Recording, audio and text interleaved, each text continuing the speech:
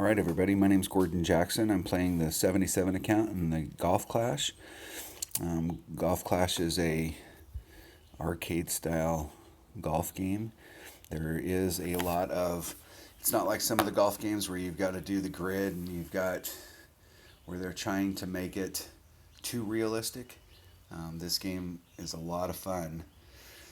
And it's become very popular because it is fun on how the game plays. So if you're brand new to the game or if you've been playing for a while, I'm going to be focusing these videos on playing in the rookie tours, and we're going to be focusing on tournaments. So one of the cool things about this game is typically about every other week they have tournaments where you can compete against the other players that are out there and go for prizes. And so that's pretty much the whole focus of my accounts, is that we're going to practice in the off week for the tournament that's coming up to try and win every tournament.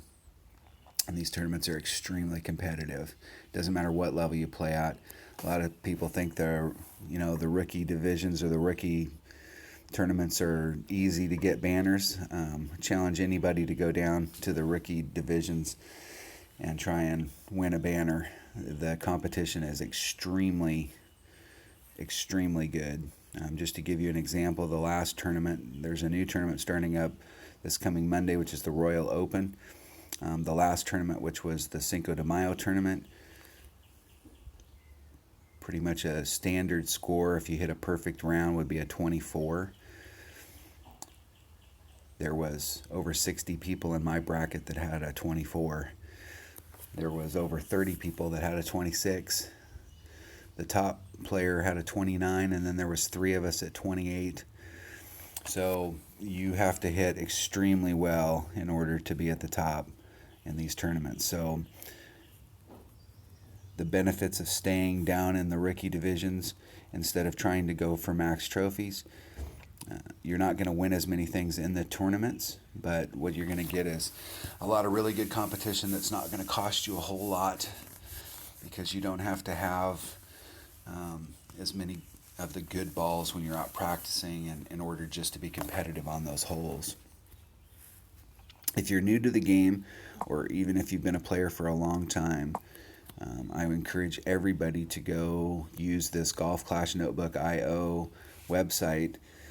And I pretty much keep this open in the background at all times so that I can come in here and I can check you can get information on any of the tournaments that have ever happened and where they played those holes.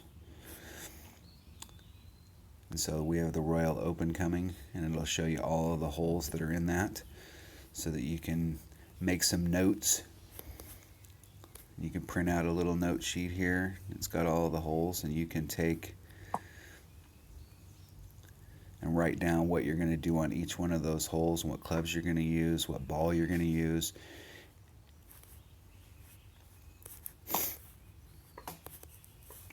You'll be able to get information on every tour that's here. When you first start, it's all about coins. You're not going to have a whole lot of coins, so you're going to have to scrounge, you're going to have to win, and you're not winning a lot of coins because you're down here in the lower levels. You can find a friend that's got a little bit of coins, and you guys can do some friendlies, so you can get some. The highest that you can play friendlies is Tour 4, so you can win some 3K matches and get yourself a little bit of a stake so that you can try and get to Tour 7, which is the first of the Pro Series.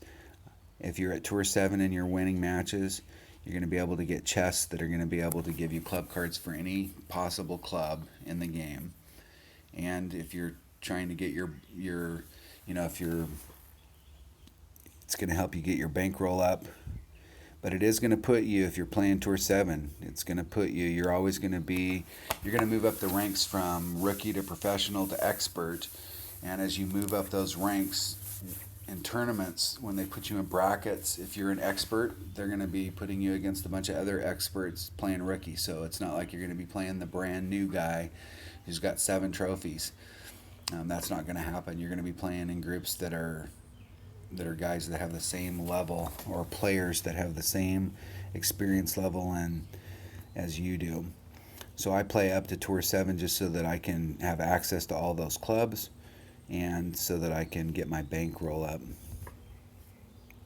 But when I practice, I'm practicing just the rookie tours. And it's one of the benefits of playing a rookie account is the last tournament we played, half the holes were from Tour 9, the Oasis holes, and the other half of the holes were from Tour 11, the Sunshine Glade.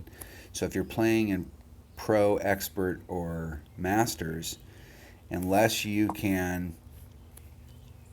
have access, or unless you're playing Tour 11, you really couldn't practice those holes.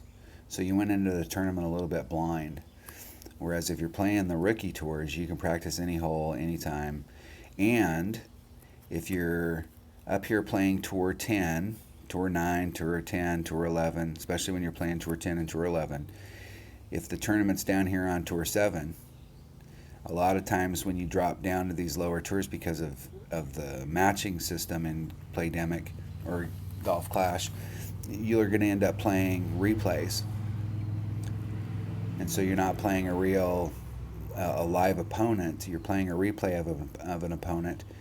And those replays can be pretty tough, especially if you're dropping down here to pick up trophies that you may have left behind just to get max trophies.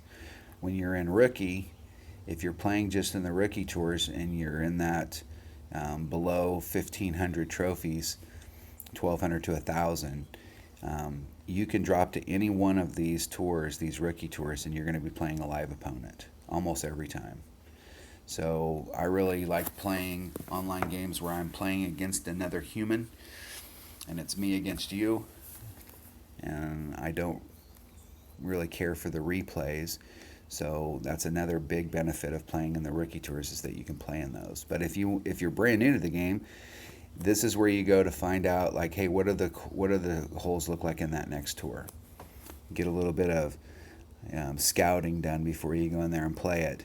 Plus, in here, if you go into any of these holes, what you're going to find is they've got it set up so they're going to show you, like, these are the two ways that you can come towards this hole.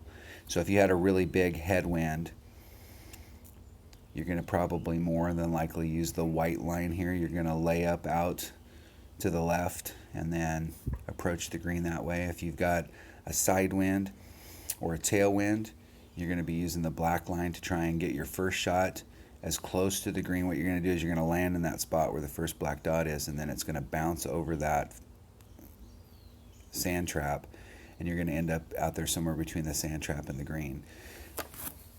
So if you go to this site, you're going to find info on different lines that you can take and different ways that you can approach the hole.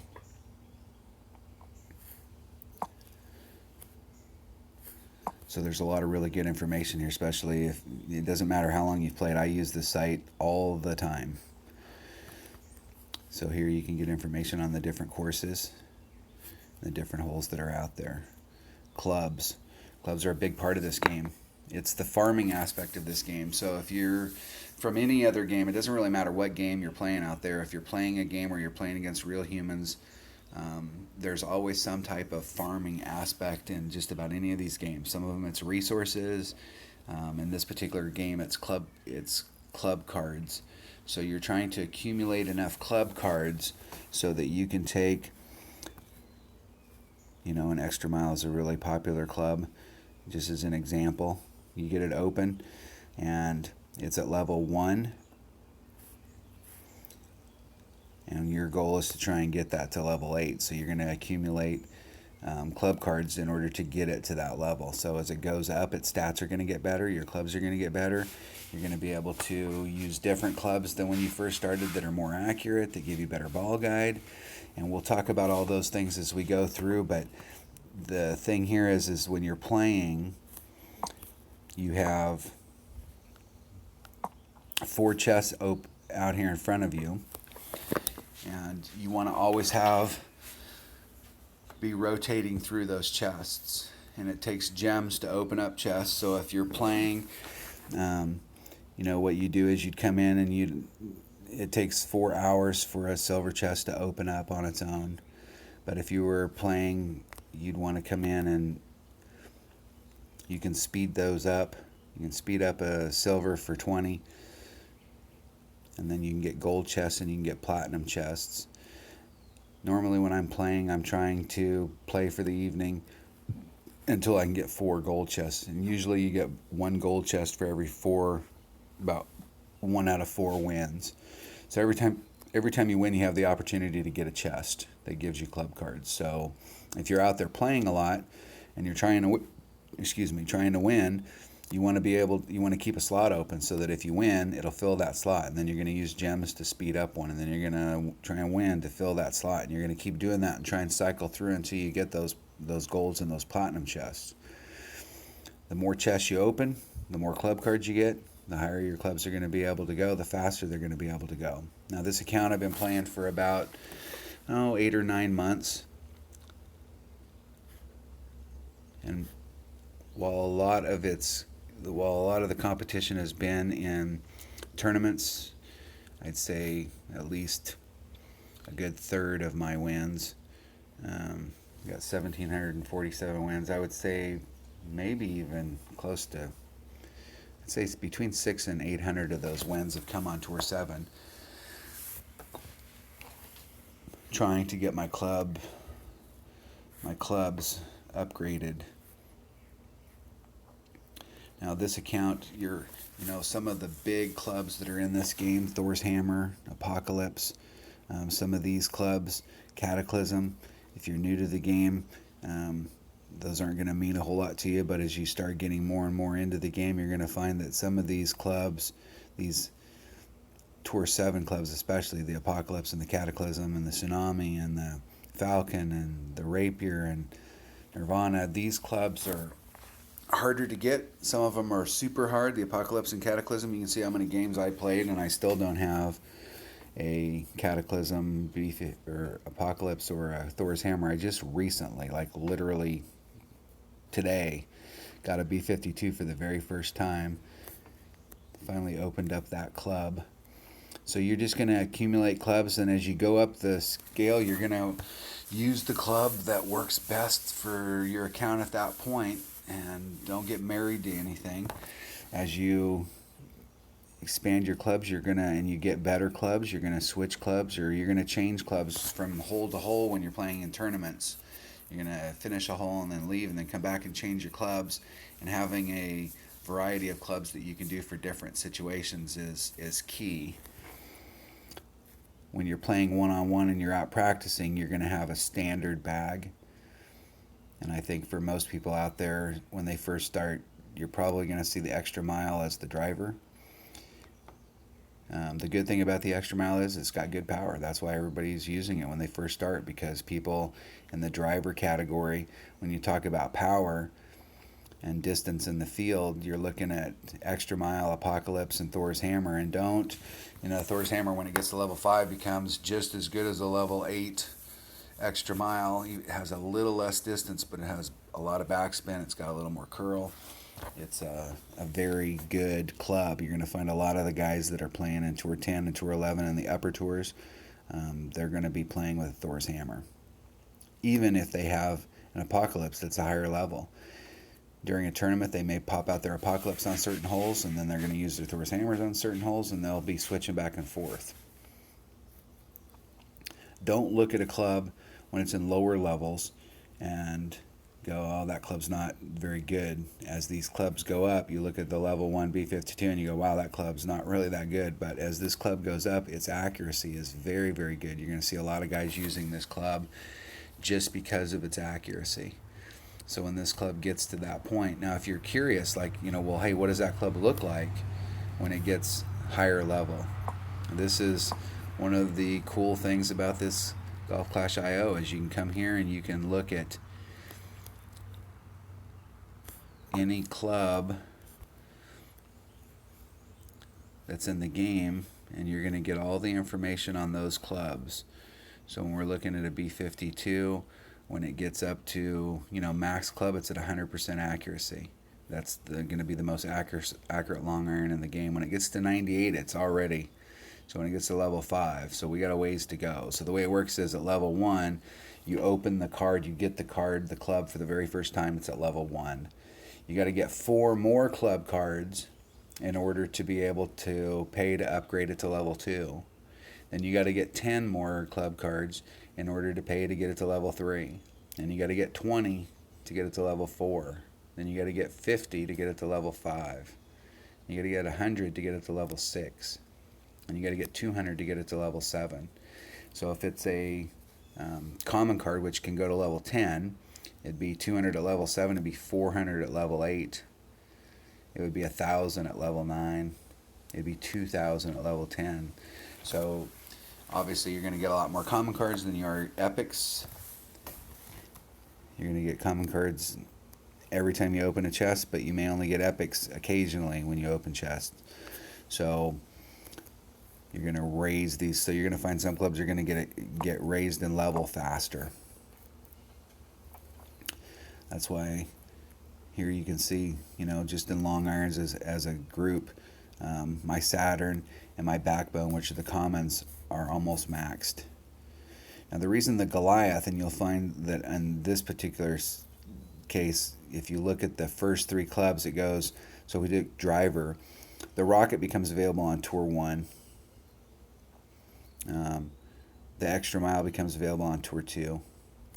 The big topper on 3. The quarterback on 4. The rock on 5. Thor's hammer on 6. The apocalypse on tour 7. So if you're playing in tour 3, you're not going to get any cards for the apocalypse, Thor's hammer, rock, or quarterback. You're only going to get cards for the big topper, the extra mile, or the rocket, because that's where it's at. So you're going to see on mine that these first 3 clubs in each division are typically going to be pretty high level, because I played in a lot of tournaments. And when you're playing in the rookie tournament, it's a level 3 chest. So you're going to be relegated to those first 3 clubs in each bracket. That's why I play the Tour 7, just so that I can expand the clubs in the lower tier. So I'm not really playing the tournaments for the clubs that are in the chest, because they're almost always going to be, they're just level 3 clubs. But I'm playing the tournament because of the competition and trying to get banners. And we'll talk more about clubs as we go through. We'll spend some time talking about individual stats on them, but there's a ton of stuff to learn in this game, and and clubs are definitely a big focus in this game. So when we go back to Golf Clash IO, they talk about balls, ball guide, and all of the different balls that have become available in the game. And so these balls have different features, and it may not make any sense to you when you first get started. So if we go into our bag and we go over to balls, the common balls that are just standard in the game are the basic ball. You get an unlimited set. Basic ball gives you nothing. It gives you no power, no wind resistance, no curl, where you can try and hook the ball to the left or the right. It doesn't give you any of that movement. It's just a straightforward, forward-hitting ball. You can put any backspin or topspin that your club may have in its own stats, but that's all you can do. The first ball up in the standard balls would be a Marlin. It gives you 1 wind resistance. And what that means is it gives you 15% less wind. So if you had a 10 mile an hour wind, you could take 15% off, or 1.5 miles per hour off, and that wind would drop down to 8.5 miles per hour. So if you had a ball that was a 5 wind, that means that same 10 miles an hour is now only going to be 4.5 versus 8.5. So you'll see guys use these big wind resistant balls when they're on par 3s and they're trying to pinpoint, trying to get a hole in one, trying to really get close to that hole. You'll see guys use these low wind balls in that situation. Here's another low wind ball, but this low wind ball has a lot of power. So there may be times where you need power to get your drive out there into the perfect spot, and you don't really care too much about wind on that drive. But the shot from where you landed to the green is super critical, or really, really dangerous, and you're trying to cut the wind down for that shot. So having a collection of balls when you're playing a tournament, so that when you get on that hole, you may pick some ball that gives you the stats that you're looking for that the normal balls wouldn't. So the next group of balls as you go up is the Navigator and the QUASAR. These are in the same price range where they're $60, $300, $1,200. And the difference between these balls is if you need more wind, but it's pretty straightforward, you want to drop the wind down a little bit, but the hole's pretty straightforward. You're going to use the Navigator. It drops the wind. It's got 2 wind resistance, so it's going to drop the wind by 25%. It's got that little bit of side spin just like the Marlin ball, and it's got just a little bit of power. If you're on one of those holes where you need to curl the ball more, you can't get to the green straight away. You need to actually hit a spot and then get the ball to move to the left or the right. The QUASAR is a little bit better because it's got 2 side spins, so it's going to give you more of that side spin so you can get more in that direction. But it's only going to have 1 wind resistance. So there are times when a QUASAR is definitely the ball to have because we need more curl, or the Navigator is going to be the ball because we want to drop the wind down a little bit more. The next grouping of balls would be the Titan and the KATANA. So these are in the 180, 900, 3600 gems. And you can see if you were in this game and you wanted to buy 45 KATANA balls, it's 900 gems.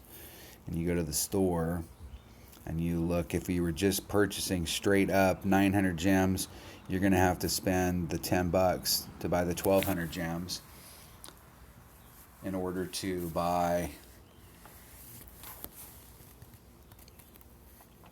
45 of those balls.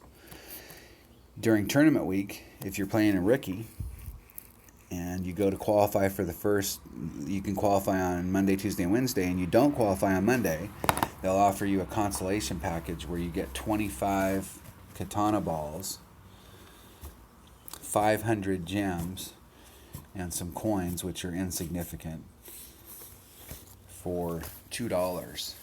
So for $2, you can get 25 of those balls and 500 gems. So normally when you make purchases, you're not going to be making purchases at full retail here at the store. You're going to be buying, if you're spending money, you're going to be doing it during the tournament weeks, buying those packages. Once you qualify for the tournament on Thursday, on a tournament week, they'll offer you a package, another package that's $4.99, where you get 45 katanas and 500 gems and some insignificant coins for $5. So you're basically getting your gems for $5 and they're throwing in 45 balls. So if you look at the katana, 45 balls, 900 gems, that'd be $10 in value. So if you're spending money, and I don't have a problem with that at all, if you're spending money, use your money wisely. Typically, if you're playing a super competitive rookie account, you can get a collection of the balls for the game and spend less than $20 a month. And depending on the ball that's out, you may not buy some of those special balls. I found if you're playing in rookie, the wind balls, because the wind in rookie is a little bit lower, the wind balls are not as critical as the power balls. So when they have power balls that become available, they give you power 4 or power 5 if you have a berserker. When these things come up, it's worth taking a look at. When this blue marble came up, I wish that I would have purchased the next package up so that I could have got more of these balls. I bought a 10 pack, and I wish that I would have bought the 40 pack.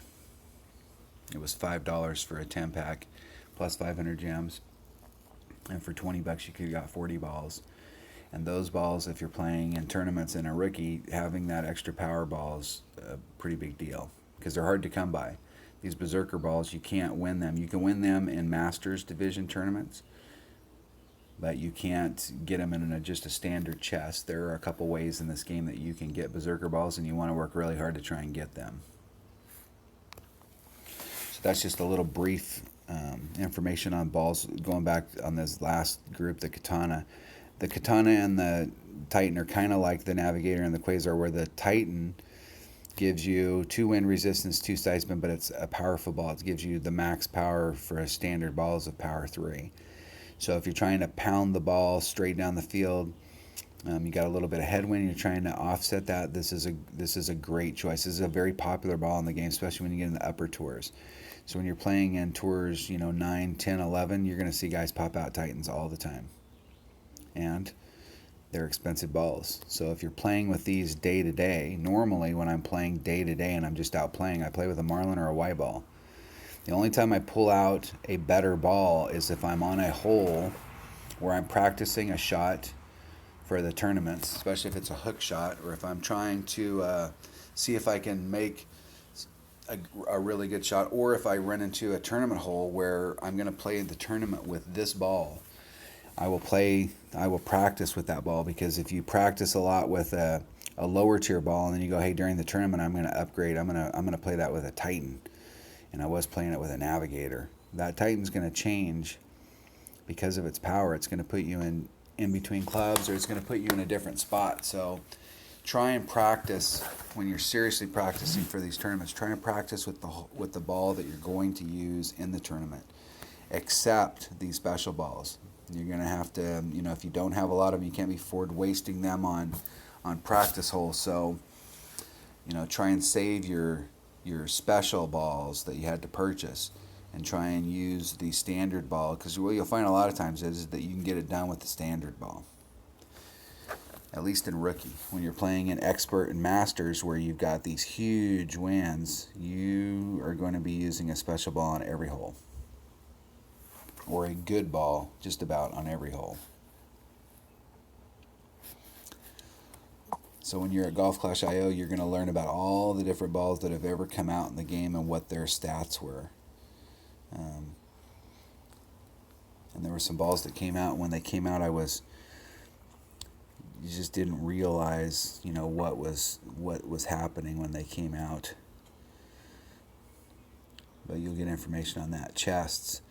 Talks about each tour's chest, and what kind of clubs you can, what you're going to expect to get in there as far as commons, rares, and epics. So when you get to the level 7 chests, for example, if you're playing, you're going to get more silvers than anything else. So the second row, so you're going to get 25 commons minimum in a level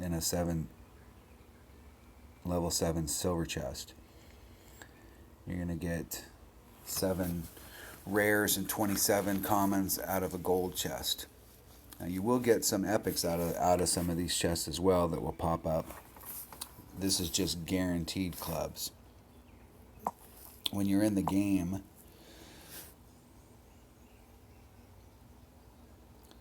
and you're opening up these chests, what will change this is viewing all the, you're going to start off as a beginner.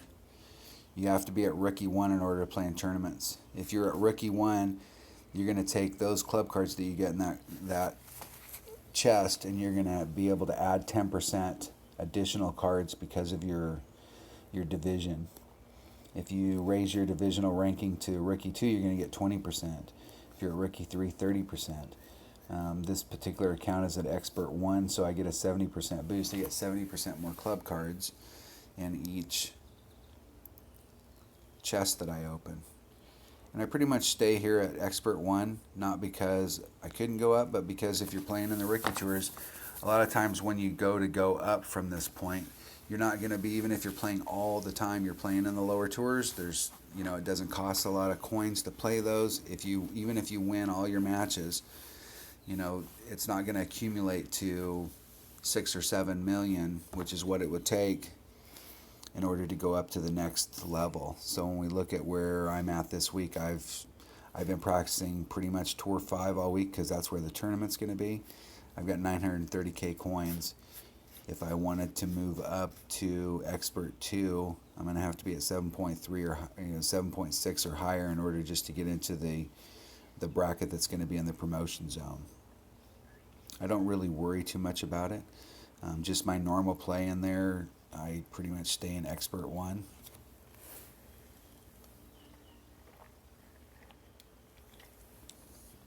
Expert 1 also puts you, it puts me in a very competitive bracket for the tournaments. because, like I said, you're playing against other people who are experts. If your ranking was professional, then when you're in the tournament, you're going to be playing against other professionals. If you're rookie, you're going to be playing against other rookies. Now, I know somebody's out there going, well, hey, I'll just keep my ranking at rookie, and that way I'm only playing against rookies. So once I get some good clubs and I get some experience and I'm up here playing against experts and I'm doing good, I'll just lower my ranking down to rookie. I have a rookie account, a pure rookie account that's got 198 trophies, brand new clubs. Me and a friend of mine play that account to practice holes under tournament conditions, and it's made the weekend round on every tournament that it's played in. In its bracket last week, there was the top guy shot a 29, and the four below shot a 28, and there was a couple 27s, and then it went down from there. It wasn't like in my expert rookie bracket where there was over 60 guys with a 24. There was only about 20 guys, 15 guys that were 24 or better. So there weren't as many of those people in that rookie bracket, but it still took a 29 for that guy to win, and it took a 29 in my expert bracket. So you're not going to, you may go down and there may not be as many people with a 24 or a 26, but you're still going to have to shoot perfect rounds in order to win tournaments. There's no gimmies in this game. I don't care what anybody says.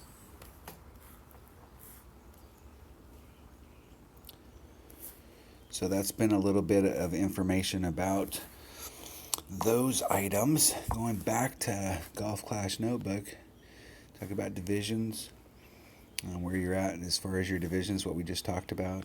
Wind. It's super important that you establish some way to adjust for wind. When you first start playing, if you're brand new, I shot a video. There's a video here that's kind of just a very beginner guide to the ring method, which is the method that I use. There's several different ways that you can do this. You can watch videos here from some of the best guys in the game, and they'll talk to you about how to use the ring method. It's making very small micro adjustments, being able to make adjustments, and making adjustments where you're actually lining up either with or against the wind, so that when you make those adjustments, you're in a straight line with the wind, not being back from your ball and just trying to eyeball adjust it. Trying to make those very critical little micro adjustments when you're playing this game.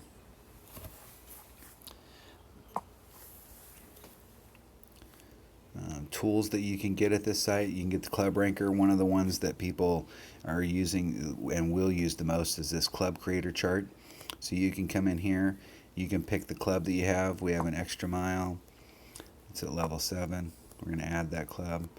We've got a Guardian, and I think it's level 6. Add that club. We've got a Backbone, which is level 10. You're going to add that club. We use a Hornet, which is level 6. We're going to add that club. And so you can add these clubs and you can create a chart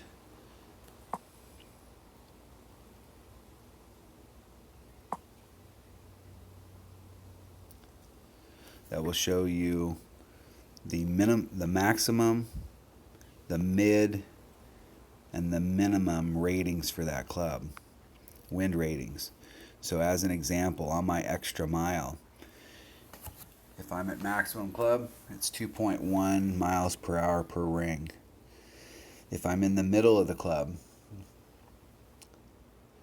it's at 2.4 miles per hour per ring. If I'm at the minimum club, it's 2.8. When you first start playing, don't worry about the mid and the minimum. I mean, you're going to have to adjust for them as you get better. But most of the time with your driver, you're going to find that you're hitting at the max. And so 2.1 is pretty much the only number you're going to need to remember per ring.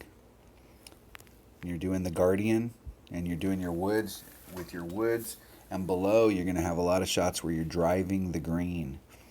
You're actually putting that shot on the green, and so here it is going to become a little more important that you have at least a basic understanding of at least the max and the minimum numbers, because if you're shooting with your Guardian and you're coming to the green and you had a 6-mile-an-hour wind and you take the 1.4, and let's say that's at pretty close to 1.5, so you got four rings and some change that you're moving the ball, but that particular shot wasn't at the maximum of the Guardian. It was at the minimum, and you move it 4 rings. Well, we're almost at 2 here. So if you moved it 4 and a little, you've probably moved it about 8 miles per hour, and we only have a 6-mile-an-hour wind. So that ring and a half extra that you moved it could be the difference between getting on the green or ending up in the rough or ending up in the sand trap. So, understanding that stuff as you go up. When you first start, really focus on the max numbers and till you get used to the ring method. And you're going to find that sometimes you're going to miss some of those really close green shots where you hit perfect. You lined it up right, but you were just a titch off. It ended up it clipped the rough. And the reason it did that is because when it's a minimum club, the numbers are going to be different.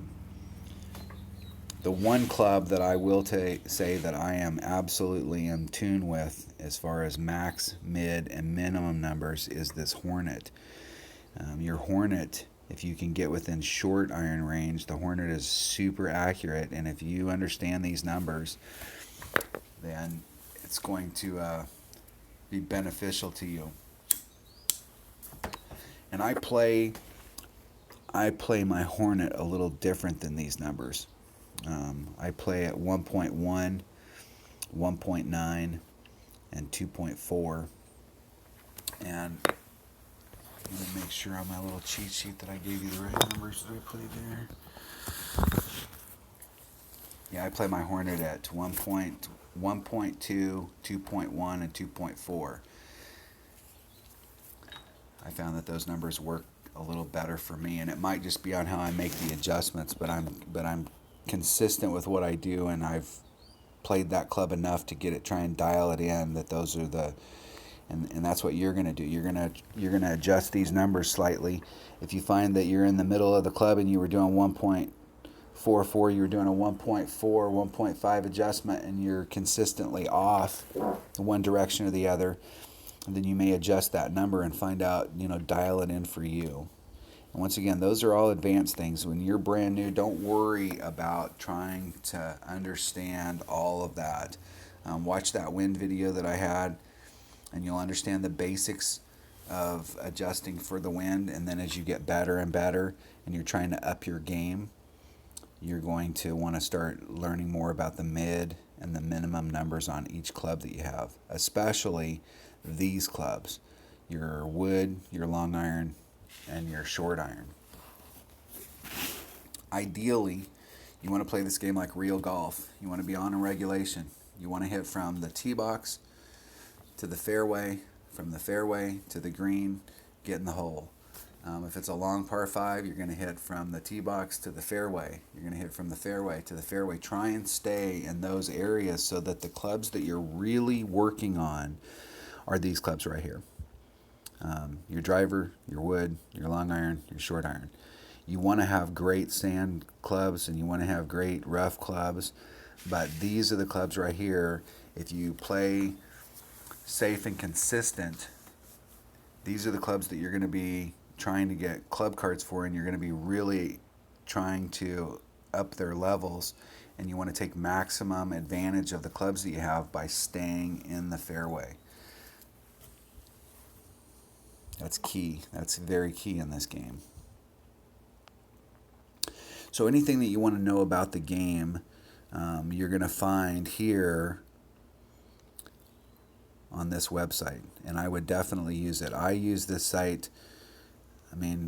We're playing in a tournament now, so I've pretty much got it on this tour.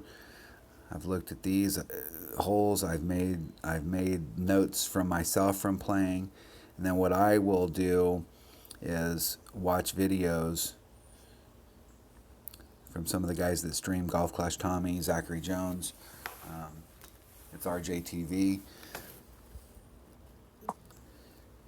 So when we go to YouTube, there's a bunch of stuff on YouTube. When I first started playing, Golf Clash Tommy was pretty much the only guy out there. There was a few videos. Zachary Jones started putting out videos.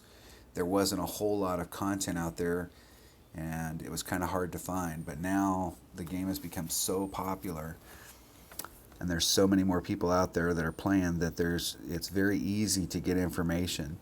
So with Golf Clash Tommy, you can go to his playlists, and he's going to say, Golf Clash Royal Open Tournament Pro and Expert Division. So he's going to show you those holes from the second tee and how to approach them. We're looking at the rookie division, and he's going to go through all the holes in the rookie division and show you the preferred path for it. Now, I like to kind of watch a combination. Zachary Jones, he's looking for the way to get on the hole. So it's not just always straightforward shots. He'll do some trick shots, hook shots, slice shots, if you want to call them that. And he's super aggressive in his play. And so I like to watch Zachary Jones stuff because I've learned a lot of stuff from this game, about this game, from Zachary Jones, watching his videos. I've learned a lot from Tommy. But Zachary Jones plays a lot of the trick shots and shows you how to play them. And he's extremely good at the wind ring method. And I use the wind ring method, so I tend to watch Zachary quite a bit. Him and Tommy. RJTV, he's kind of like the rest of us. He's just, your common man, and good shots or bad shots, he just streams them out there, and so one of the cool things about watching his is that you get an opportunity to see. He'll typically playing in the pro and the rookie divisions. You get to see a lot of, it'll be like watching me play. We make mistakes, whereas some of the upper guys, when they stream live, they very seldom ever make a mistake. The biggest mistake that they make is that they didn't get the albatross, they only got the eagle. But there's a ton of information out here in YouTube. So when a tournament starts, the first thing that I do is I'm looking for, I want to go to Golf Clash IO. I want to look at the holes that are in that tournament so that I can make notes based off of, my experience, or I can pull up a previous tournament that we've played, and I can use those notes to get me started so I don't have to reinvent the wheel every time. And then I'll go watch videos on how those holes are played, and then I want to start practicing those holes, and I want to try and dial them in. So like on this hole, I know on this hole right here that we're going to add about 20% wind because it hits downhill, and I'd like to use my sniper on this because it gives me a little bit better ball guide. And you're going to look at these holes, and you may have a way that you like to play it. What I say is when you're on these holes, find a way that you want to play that hole and practice that until you get it down, and then try a different way. Because if the winds are blowing in the wrong direction, you may not be able to hit your normal shot, and you need to be flexible enough to be able to take another one. This particular tournament is on holes that you could hit at multiple different ways and still achieve the same result. On this particular one, the little fairway that's on the right-hand side of the river, some people will hit high up on that, try and bounce it over the river, hit the rough, and roll through the rough to get on the green. That's a very popular shot, especially if you have a tailwind. The second little fairway area that's directly across on the river, the little middle area, a lot of guys are bouncing it on this and then trying to take that second hop to bounce over the sand trap to get on the green or get on the fairway right in front of the green. This particular hole is very easy to do a bump and run shot if you're in front of the green out here. So I'm not super concerned about trying to get onto the actual green itself. I'm more than happy to just be 10, 12 yards out in front of the green on this, in the fairway, in this area, right here. And it's very easy to do a bump and run there. And what I don't want, it's not as easy to do a bump and run to try and put yourself in the hole if you're in the rough, because you're using your rough iron instead of using your rapier or whatever wedge you have. So I like to be right about there. I'm fine with right about there. Would I like to be over here? Yes, but here is a much easier shot to achieve every time.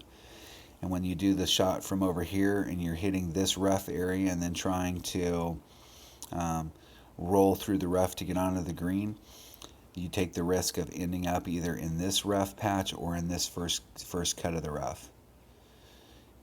And if you're in those cuts or any of these cuts of the rough over here, your shot to get in the hole is going to be hampered, because your rough iron, when you're using your rough iron, the needle's going to move a lot faster, and you're going to need to hit perfect shots in order to make that. And it's much tougher to hit a perfect shot with your rough iron than it is to be over here and try and hit a perfect shot with your wedge.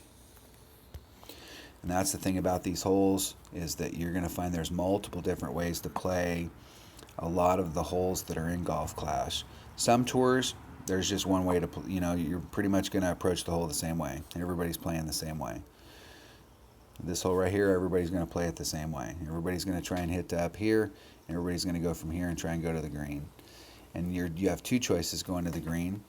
You can backspin it on here and try and get it in the hole, which is not as good an option as it used to be. They redesigned some of these holes over the life of Golf Clash, and this is one of the holes, the greens that they've redesigned. There used to be, you can imagine, kind of a bowl, and the cup was at the bottom of that bowl. So if you backspin a shot on here, and you could get it at the very end of its backspin on the lip of that bowl, when it fell in that bowl, it almost fall into the hole. And they've gotten rid of that bowl. So if you're backspinning here, it's kind of hard to get, your chances of getting an eagle here, or excuse me, an albatross here by backspinning it in, are less than if you hit it into this rough area right here with about one top spin and try and roll that ball. It hits here really fast, it hits the rough, and then the rough slows it down, and then it trickles onto the green. So while there's only one drive shot trying to get here, there are two different ways that you can approach this green depending on the clubs that you have. Most guys are going to want to give themselves a chance for the chip in, and they're going to do that bump rough from right there.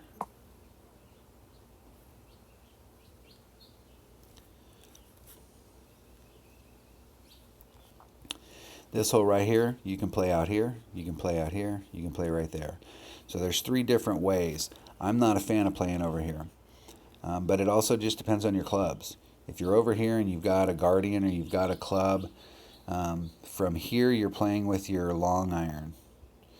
Distance-wise, when you're out here, you're going to be playing with your long iron completely maxed out. You're going to be playing with your wood club, and because you have to go over the sand up here by the green, you're coming at it from this angle, you're going to have to get the ball here and stop it pretty quick. Or you're going to have to put the ball over here, stop it pretty quick, and kind of curl it back towards the hole. And I don't really like hitting over the sand that close to the green. I'd rather be able to approach it from over here so that I can try and get the ball coming in, and I've got pure fairway and green to work with. So I like to hit my ball over here. But there is a lot to be said about trying to drive your ball way up into this area right here. You give yourself a nice short iron, and if you're using a Thorn or some other short iron that's got a lot of backspin, then this sand and stuff's not going to really affect you or bother you, because you're going to be able to start on the green and try and backspin the ball into the hole.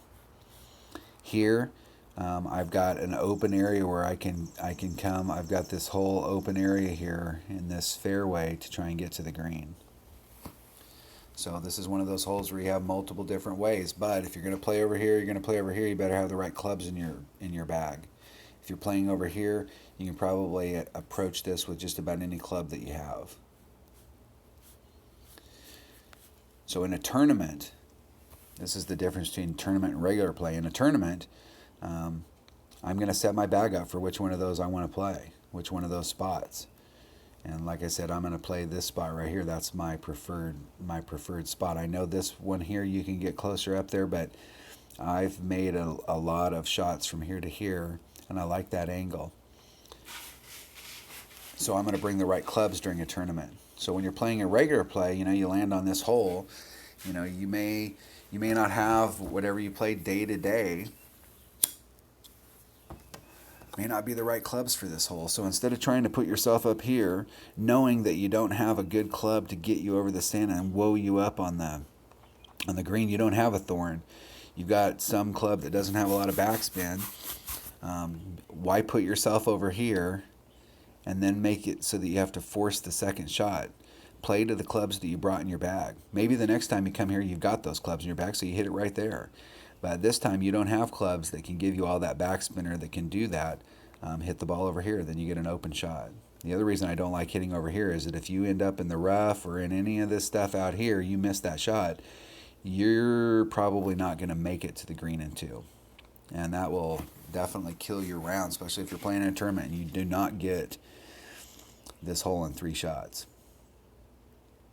Okay, but if you hit up here and you end up at the rough right there, or you end up in the rough up here, or if you hit here and you end up here, you can still make that shot. Even if you're out here, you can still make that shot to the green pretty easy, and you've got a lot to work with because you've got this fairway. Whereas if you hit over in this area right here and you make any mistakes, you're in trouble. So I don't hardly ever hit. I've practiced out here a few times to see what it gives me, but I don't use this shot.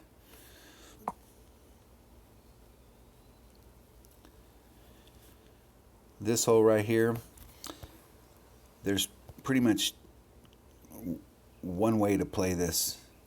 Now you can try if you have a big topper. And I'm going to try this week during the tournament to use a big topper and try and hit my ball down here and see what it looks like if I can get it off over here. If I can get it up into this area with a big topper. Either hitting it directly from the tee box here, trying to get my big topper here with like a Titan ball or one of the big powered balls, and trying to bounce my big topper over the sand and try and end up in this area. If it's here, I can easily hook it around the trees and get onto the green. I also think there might be a shot from this tee if you want to hit here where you line up out here and you do a hook shot. And then the hook shot comes and puts the ball over in this area and gets you even closer. I'm going to practice that this week. Because the traditional way to play this hole is to come this way right here, and you want to get your ball as close to this rough as you can. You want to be up against this area. Now, if you're in the middle, that's still okay, but you're going to take a different shot. Your second shot's going to be a little bit different. The key on this, if you're playing, is don't put any more than 2 topspin. I don't care what. If you're playing with an extra mile, no more than 2 topspin.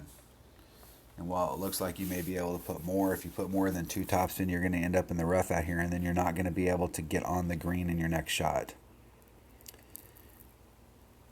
You may get close, but you're more than likely going to end up out in this area here or out in this area right here and having to do a chip shot to get in the hole.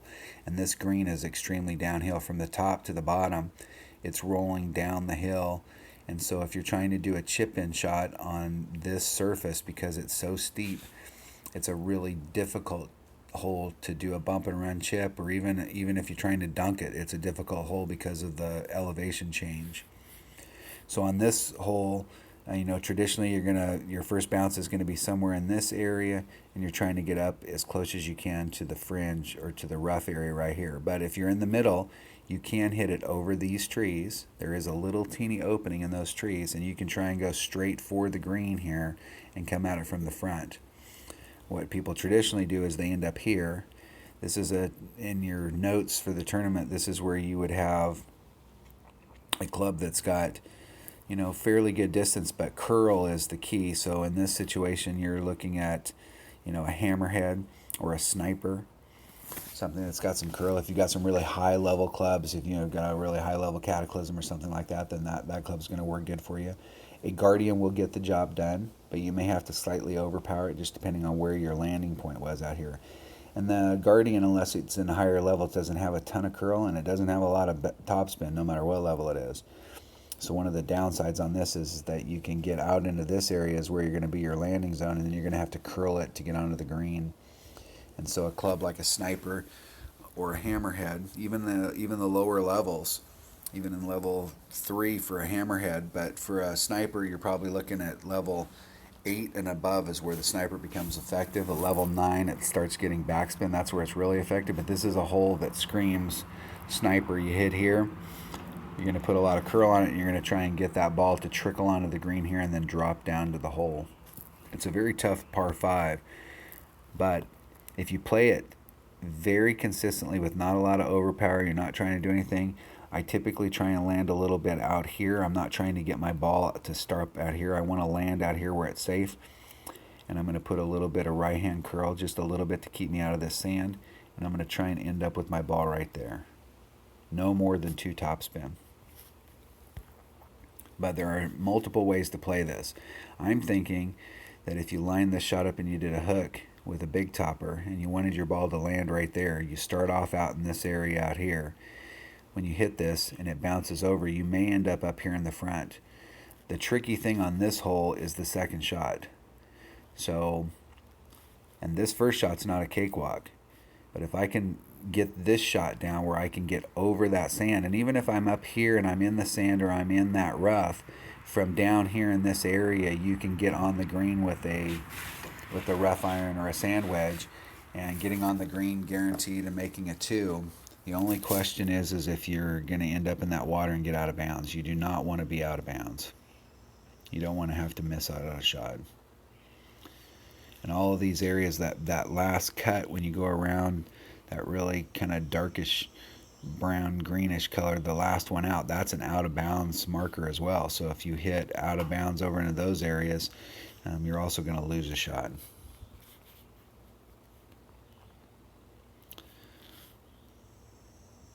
This hole here is one of the racetrack holes. Traditionally people will hit over here and then it swings around and trickles onto the green and then rolls down to the green. As long as you can get on the green on this hole, and you're for the most part going to end up trickling towards the pin. These holes are not consistent hole-in-one shots. There's some par 3s where your chances of getting a hole-in-one if you practice that hole are pretty high. This is not one of those holes. None of the par 3s in this particular tour and this particular tournament are commonly hole-in-one par 3s. So, if you're looking in this particular tournament, if you're looking for what you can shoot, what your minimum score should be, and trying to figure out where you can take advantage of stuff, this is not one of those par 3s that you could put possible hole-in-one chance. It's always possible to get a hole-in-one on a par 3, but the likelihood on these particular types of par 3s is pretty low. So on my cheat sheet, or this is my tournament notes for this tournament, I write down on there, I need a birdie on this hole. I need an eagle, possible Albie shot. Need an eagle, need a birdie, but there's a possibility for an eagle on this hole. Need an eagle, birdie, need an eagle. So there's 2, 3, 4, 5, 6, 7, 8, 9, 10, 11, 12, 13, 14. So minus 14 minimum. Best opportunity is on number 4. So on number 4, that's my best opportunity to get one shot above that 14. There is a long iron eagle shot on that hole if you put yourself in the right spot and you practice that shot. So that's the hole that I'm going to really be focused on. Hole number 4.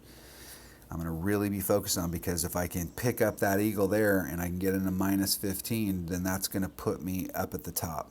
It's going to be the little edge that you need to be in the top, either the top position or the top 3.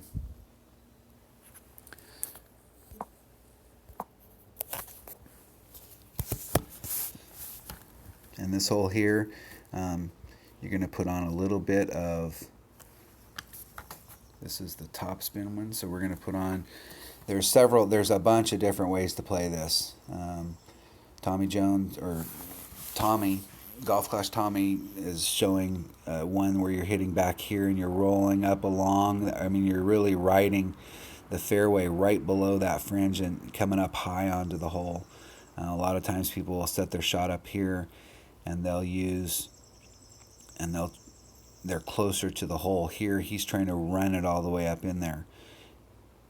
So the thing is, you got to practice this. There's also a shot that you can take from over here. This is going to be a wood shot. You're going to be below this sand here, and then trying to get the ball to right up to the top and then drop straight down to the hole. And I think from over here you actually have your best shot. If you practice this on a regular basis, you probably have a better shot of getting a hole-in-one if you play over here than if you play over on this side. But most people will play on this side because it almost guarantees you that you're on in one and you're shooting for a birdie. Hole number 7, this is another one of the racetrack par 3s. Same deal. You're hitting over here against this Talladega Bristol banking if you're a race fan, and you're rolling the ball onto the green. It's once again one of those holes that the likelihood of a hole-in-one is low, but there is a shot through these trees. You can hit between this tree and that gap that's right there, and come in a landing zone where you're landing up in here, and then you're trying to backspin the ball to come down.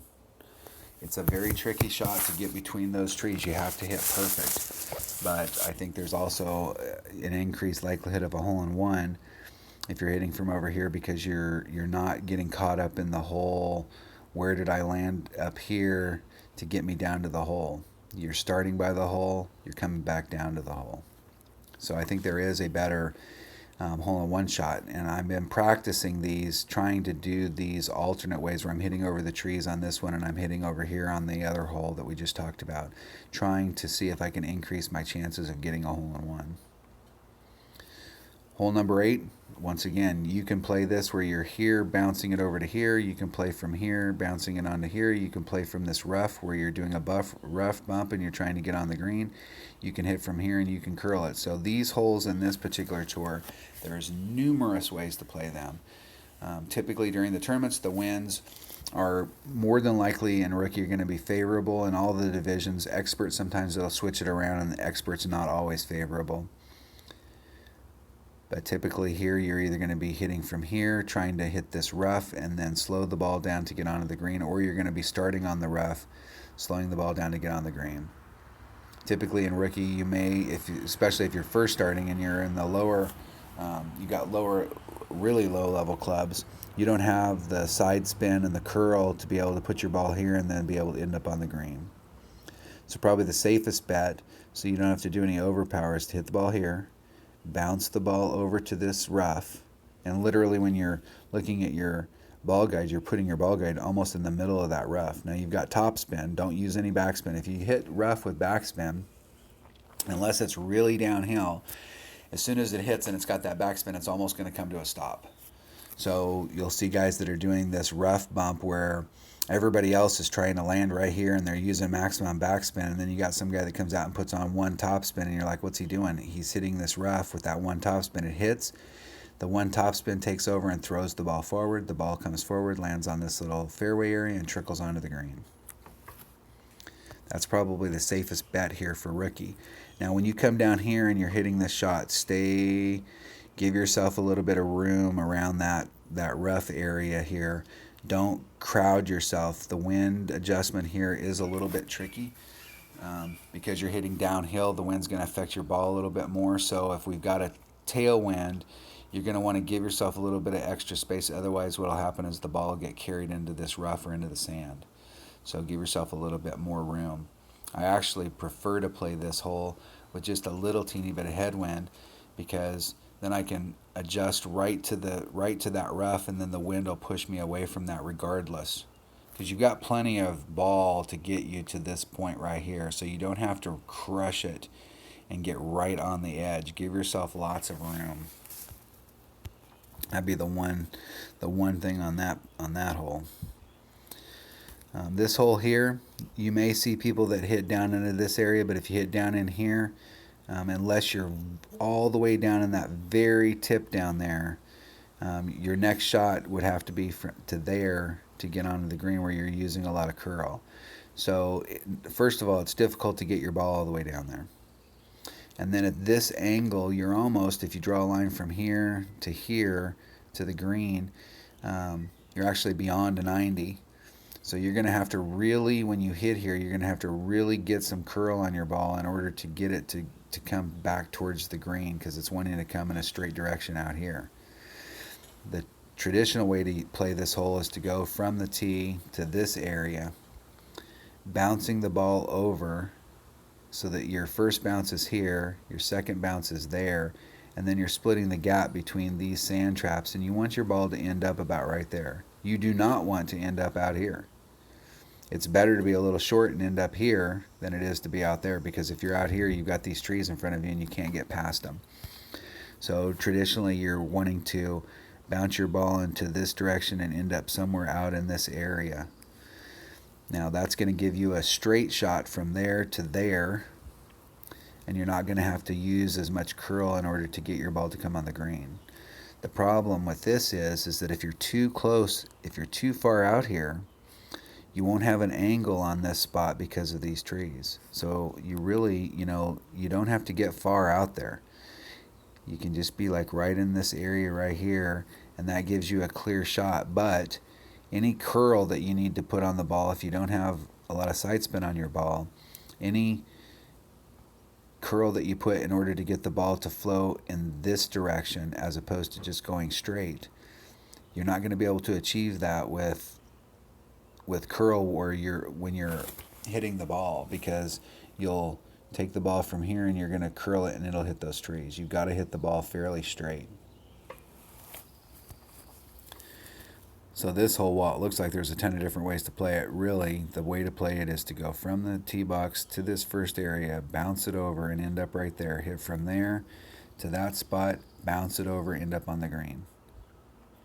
I've seen lots of people hit down here, and I've never seen anybody get far enough down there and close enough to the rough area that they can make this shot. It's possible, but it's definitely making it harder for yourself, because if you end up out here in these shadows, you're not going to be able to make it. It's a wood shot from right here to right here to get that bounce. That's a wood shot. And so you can take that distance, this distance right here, and you can take that shot and bring it out here. And so you don't have, even when you're down there, you have to be way down there, and you got to have the right wood iron in order to make that happen.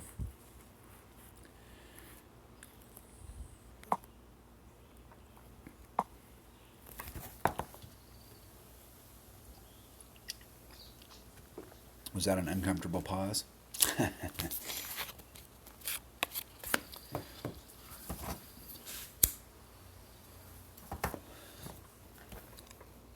So back on the game, just a few things, and for those of you that have played for a long time, you probably know all this stuff. If you're brand new, you may not.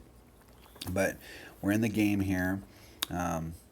Up here at the top, you've got your gearbox so that you can get into your settings. You've got options that you can do on the game, whether you want to turn the sound on or off. Languages, tutorial. Don't click on that because you can't get out of it once you get in it. It'll make you run through those original holes just like when you started. So it's not a big deal, but you'll have to play that hole. Help, you get information on Playdemic's information on how to play golf, new to Golf Clash, how to play, matchmaking, in-app purchases, troubleshooting, weekly league, tournaments, golden shot, medals. You get a lot of information here. I find that most of these app games, they keep it fairly vague because they want to try and create a community that's trying to help people play the game. And when the community gets strong enough, that's kind of how you can tell if a game's doing good. If the community is getting stronger and stronger and there's more and more content out there, then the game is going to be very popular. But if they gave you all that information, then what's going to happen is that it's not going to help develop that community. You're not going to have people out there trying to figure it out because they gave you all the answers. So a lot of these app games don't give you all the answers. They're fairly vague on stuff, and they want you to figure it out for yourself. They want you to go out there and try it out, and they want you to look in the community and find out if there's YouTube videos or if there's websites that are dedicated to it, like the Golf Clash Notebook, so that you can get information. They want us as the community to develop content to teach people how to play. And they don't want to give you all the answers. They want to give you the basics so that you can understand the game. And then they want the community to develop those resources. And that's kind of the sign for me of a really healthy game. You get a game that doesn't have a big community, it's probably not going to be a award-winning game.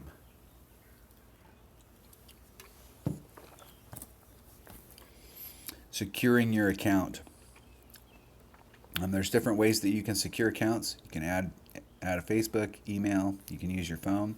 If you're trying to get friends in here so that you can get free coins every day, then you're going to need to be on Facebook. Now, I have a Facebook account for this, but I only use it for gaming. I don't have any personal information on there or any other stuff.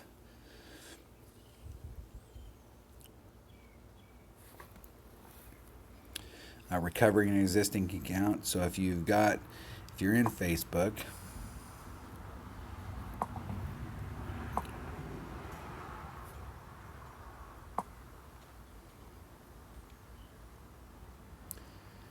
and you have multiple accounts, you can log out.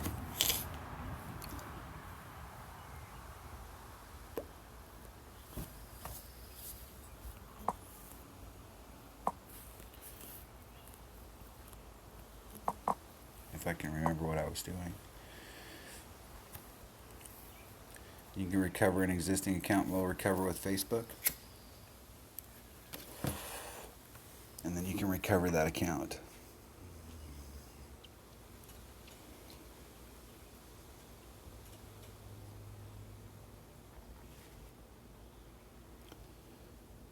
So I have two accounts. I have a main account.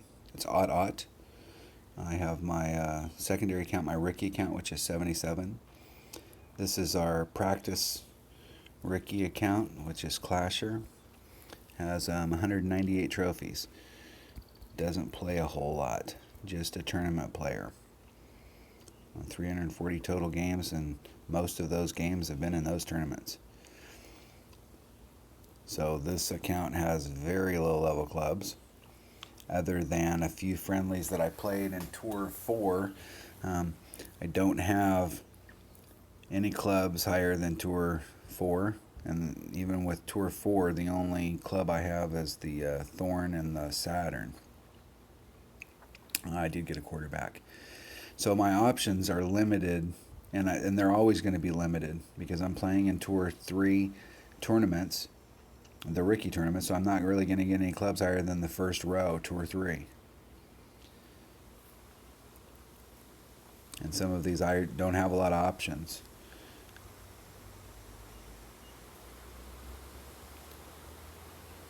Now, me and a buddy of mine, we play this. He plays it in tournaments, and I started it just so that I could do some base practice in rookie.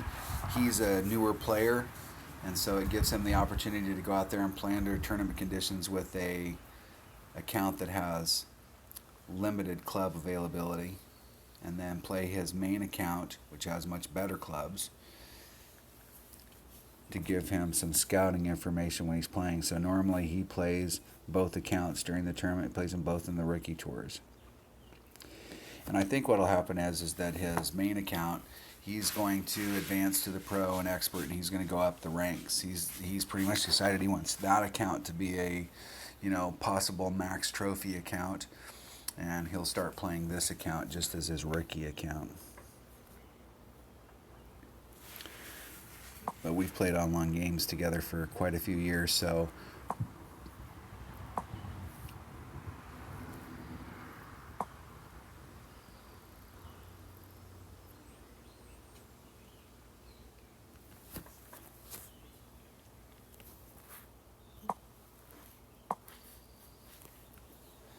And if you want to switch back to your other account, you're going to do the same thing.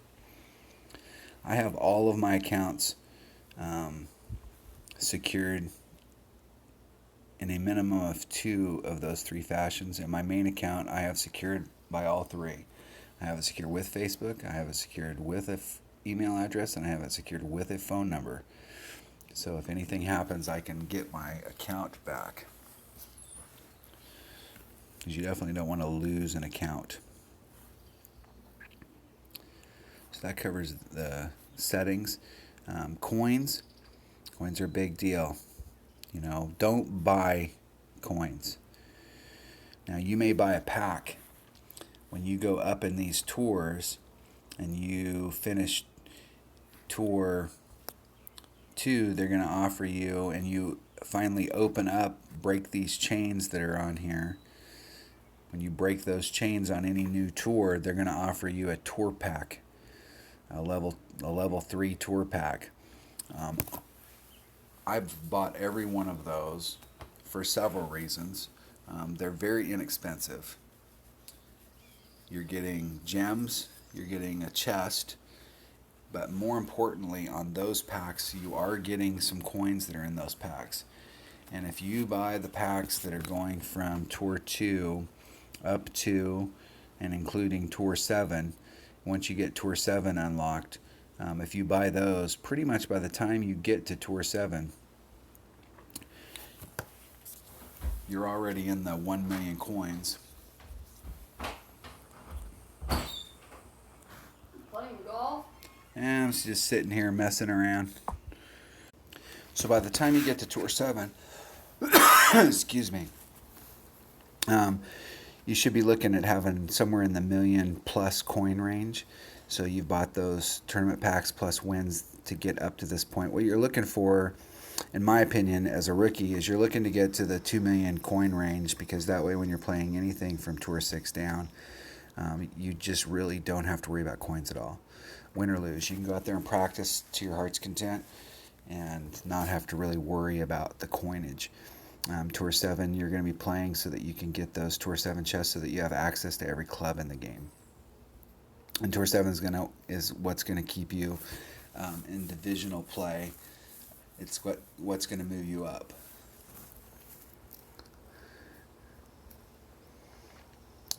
So those packs are very important. I think what happens a lot in this game is people are in these lower tours, and once they get a little bit of a feel for it, it's pretty easy to get to Tour 7, and it's pretty easy to start going up. But when you start going up, pretty much as a general rule, in these lower tours, you're playing with a basic or a minimum, a marlin ball. You're only using the special balls or the more advanced balls if you're practicing specific holes. So it doesn't really cost you a lot, and you get a lot of time down here in these. And if you spend a little bit of time and go back and really play these tours, this 6-star hotel, as an example, when you get done with Tour 3, going through Tour 4, getting to Tour 5. Tour 5 is a lot of fun. Tour 3 is a lot of fun. Tour 4, you tend to breeze through it a little bit when you're here. And so when you get up into the higher tours, if you're playing up and you get up into Tour 9, where it's now 1 million coins every time you play, having spent some time down here to really learn those holes. Now, some of the stuff that you learn on the rookie tours will transfer over to the upper tours, but the drives are in most cases not going to. So the drives that you get on these holes is going to be totally different. So you may be able to put yourself in the perfect area here when you're in the lower tours, but up here you may not be able to put yourself in that area. And even if you can, you're going to be dealing with winds that aren't 2 to 5 miles an hour. You're going to be dealing with winds that are anywhere from 8 to 15 miles per hour, and it changes the game a lot when you're in the upper tours. So, spending some time, even if your ultimate goal is to become a max trophy player, spending a little bit of time in the rookie tours as you're going up, getting to Tour 7, really, you're going to learn a lot of the skills you're going to need in Tour 7 that's going to help you out in these upper tours Tour 7's where you're going to start overpowering a lot of your shots, and you're going to do that. But if you're trying to be really competitive in these lower tours, you're also going to be learning how to overpower your shots and how to adjust for different wind conditions. So staying out on the rookie thing, even if you're going up trying to become a max tour player, staying in these rookie tours for a while and really getting good at the game as you move up is going to help you out a lot more than just trying to rush to get there. In my opinion, when the game first came out, how many players there were versus how many players there are now, it's much tougher to get to Tour 11 and become a max player. So if you run across a max player, you got to give those guys kudos, especially, it's not easy. It's never been easy to become a max trophy player, but it's definitely tougher now. And you can see it even with Tommy in his road to glory, where he's got a rookie account and he's trying to get it back up to Tour 11, going through it, pretty much steamrolling all the way through until Tour 9. Once you get up into these upper tours up here, there's so many people playing Tour 9 and 10 that you've really got to be on your game. And not only on your game, but you've got to start thinking about using better balls in some situations. The way to use balls is not to try and pick a certain one and use that same one all the way through.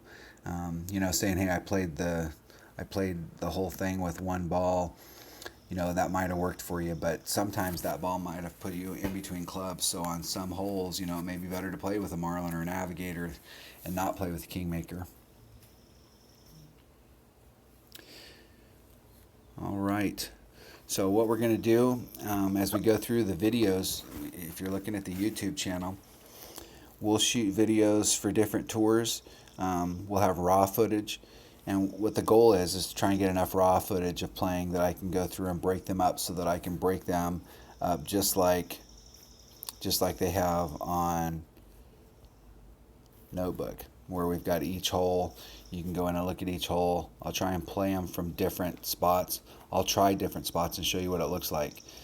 Come down here and show you what it looks like to see if we can make those shots and try some of the different stuff for rookie. I find when I watch the videos, sometimes they don't get as aggressive as we need to get. These, like I said, they're very competitive down here in the rookie division and playing in the rookie tournaments and any edge that you can get. So, you want to try out different shots and see what we can get done. So, thank you for listening, and hopefully you'll continue to watch other videos.